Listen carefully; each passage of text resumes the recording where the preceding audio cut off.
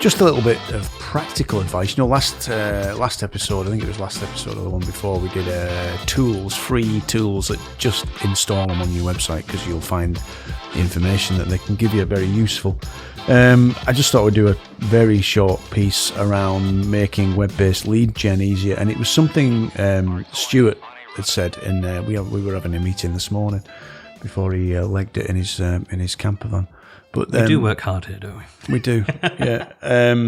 He talked about how he'd used Salesforce in a previous job, he'd used Dynamics in a previous job, and he's used HubSpot with his own consultancy, and obviously he uses HubSpot with us. And he said he didn't like Dynamics. He didn't say much about Salesforce other than it wasn't being fully used. The only experience I've got of Salesforce, and I think I'm right, might be wrong actually, a long time ago, I downloaded the community edition of Sugar CRM, and I'm not sure if Salesforce bought Sugar CRM.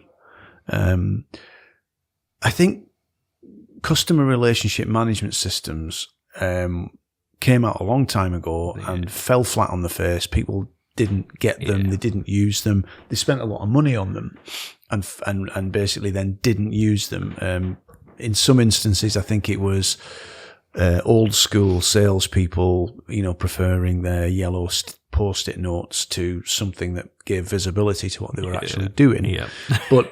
And we've had a few false starts with HubSpot CRM over the years, but for the last quite a while, we've been very much just funneling everything into the CRM, and it makes everything so much easier. So something that comes up time and again is obviously lead capture online. Websites predominantly relies on web forms, and these are often badly configured, badly set up, such that somebody fills in a form and that either disappears into a vortex, or if it lands in someone's personal email, or lands in someone's personal email who's on holiday for 2 weeks, or there's so many things that can go wrong with that approach. And yet it is so easy to use any number of CRMs, and there's lots of them out there, including HubSpot, which is the one we like, to make sure that those inquiries go straight into a place where other people get notified, and you can set some actions, make things happen, respond,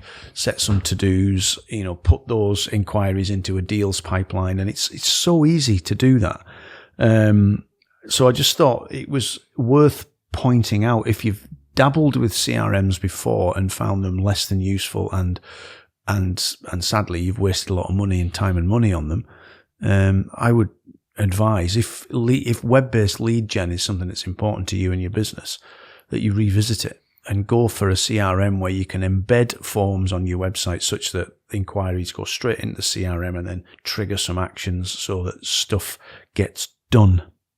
Yeah. I think it's probably a really overly sort of simplistic take on this, but for me it seems like the rule with tools like this in general is like it has to be really simple, and you have to automate the shit out of it. You cannot ever just take something out of the box and just say, right, we've got a CRM now, and you've got to sort of think through that whole process. I mean, I don't know how long it took us to get to the point where our pipeline did what we needed it to do to give us the information that we needed, but you have to get there. You have to work at it and sort of set everything up in such a way that it becomes sort of effortless, don't you? Otherwise it's just a drag. Yeah, but seriously, I mean, things like HubSpot, out of the box, if you don't customize them at all, the out of the box, uncustomized, what you see is what you get, just here it is, and just start using it. And you don't even have to install it because it's a SaaS solution anyway, and it's free. It does what most B2B organizations need.